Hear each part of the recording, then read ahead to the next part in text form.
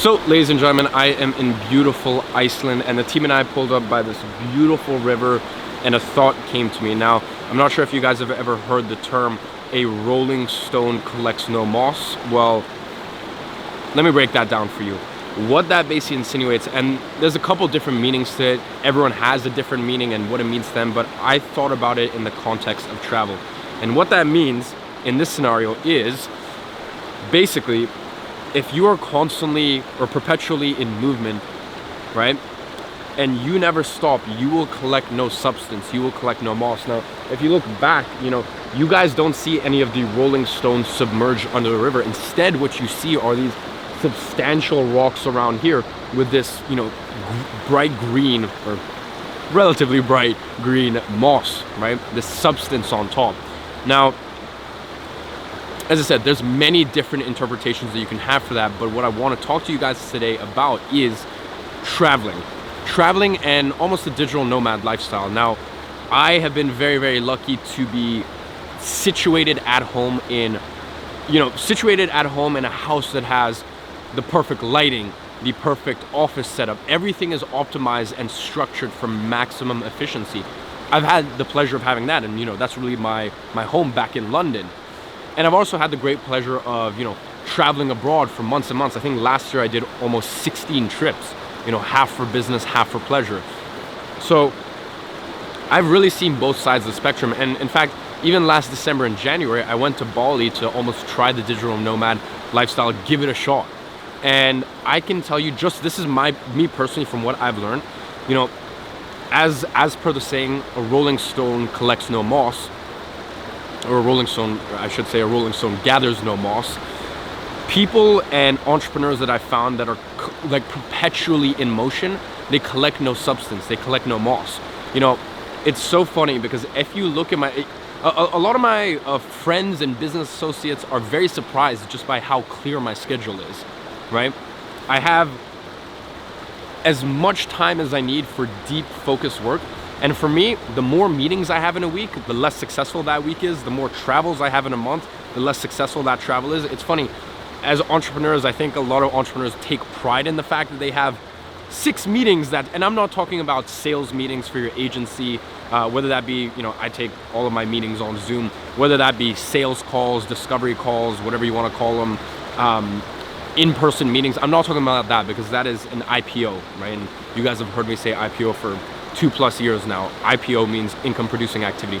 That is something that's driving your business forward. I'm not talking about that. I'm talking about the people who take pride in the fact that they have a meeting that they don't really know why they're having that meeting. And this is a lot of entrepreneurs in my space. They have 7 meetings on this day and 3 meetings on this day, and then they're taking a cab from here to have a coffee with networking thing with this. It's just the dumbest shit I've ever seen.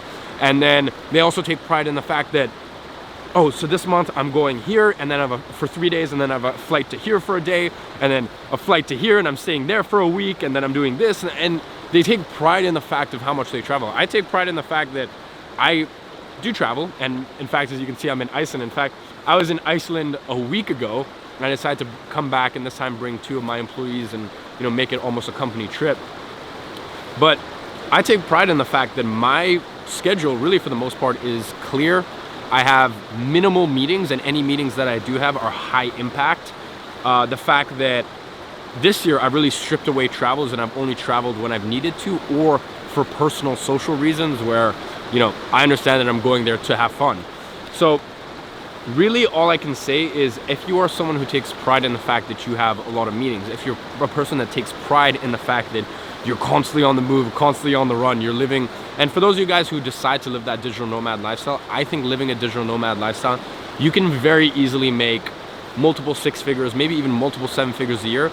Once you're trying to get into that 8-figure plus territory, which, let's be honest, I doubt many of you are at that stage watching this, but nonetheless, if you want to get to multiple 6 figures quickly, it's no doubt that staying in one place where you have the same gym, you have the same routine, where Whole Foods is, where the health stores are, where your natural supplement stores are, where the healthy places to eat are. As I said, you have the same gym. Everything is your actual home itself is optimized. You have an optimized working space.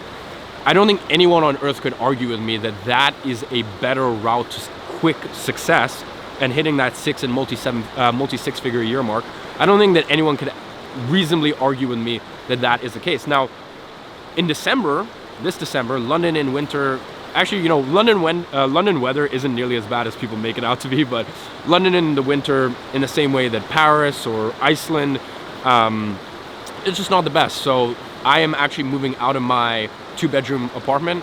It is an incredible apartment. Like, I genuinely could not ask for anything more. From the time that I moved in there to the time now, I'm probably making legitimately 15 times as much money, maybe even 20 times. Yet I've decided to stay in the same place because I love it that much. But in December, the point is, right now I'm looking to get a 5-bedroom townhouse because, as I said, I love my place. So the only thing that I want is I'm gonna get a cryotherapy chamber in my house. I'm gonna get a hyperbolic chamber, potentially also a sauna. Well, actually a sauna, definitely a sauna as well. But my point is, I want an even more geeky, nerdy I want a YouTube/podcasting studio, even though I don't even know if I'm gonna do a podcast yet. But my point is, I'm moving into this 5-bedroom place. So in December, I'm actually going to, December I have a couple trips. We're going to Nepal, me and the team, to visit the schools that we built there. Then I'm back for Christmas. Then I'm going to Mexico for an entrepreneur retreat. And then January I'm in Cape Town, February I'm in LA, and March I'm in Bali, and then I'm coming back to London. So in those 3 months that I'm almost living the digital nomad lifestyle again, I understand full well that my capacity will be lowered by the fact that I don't have an optimized spot. That I am, just as this example right here, I am a rolling stone, right? I'm a rolling stone that's just getting propelled forward, by the velocity of the river, in the same way that a lot of entrepreneurs are getting propelled forward by the velocity of just having to be always on the go and never situated in one spot and make the most of that deep focus that they have because of their optimized environment. So I'm going on that 3-month sort of sabbatical and sort of living that digital nomad lifestyle for 3 months. But I understand full well that my capacity will not be 100%. It'll probably be 50 to 60% of what it is in London. But that's just something that I'm aware of. So really, just to wrap up this video, if you are someone that takes pride in having multiple meetings a day, a week, that are unnecessary, right? They're superfluous. Cut it out, right? Cut it out. That's not what a successful entrepreneur looks like. A successful entrepreneur looks like, really, to me, all entrepreneurship is building systems, removing yourself from that system or that process, testing the rigidity of that system, right? By scaling it up or putting more pressure on it. And then going on to build another system. Like, if we think about 3 systems in the business, you build one, you move on to the second one, so that way, and each system removes yourself from it, right? And by the time you get to the 3rd system, something would have broken in the 1st system, so you have to come in, you have to re-optimize it, rejig it around, because you probably would have put more pressure on the system by scaling your business. To me, that really is all entrepreneurship is, okay? So you can't be doing that if you have multiple meetings a week that are just unnecessary. If you're traveling, you have the actual flight time, you have the, checking into your hotel, your Airbnb, you have to find a gym, you have to find out where the healthy restaurants are, all of this stuff, okay?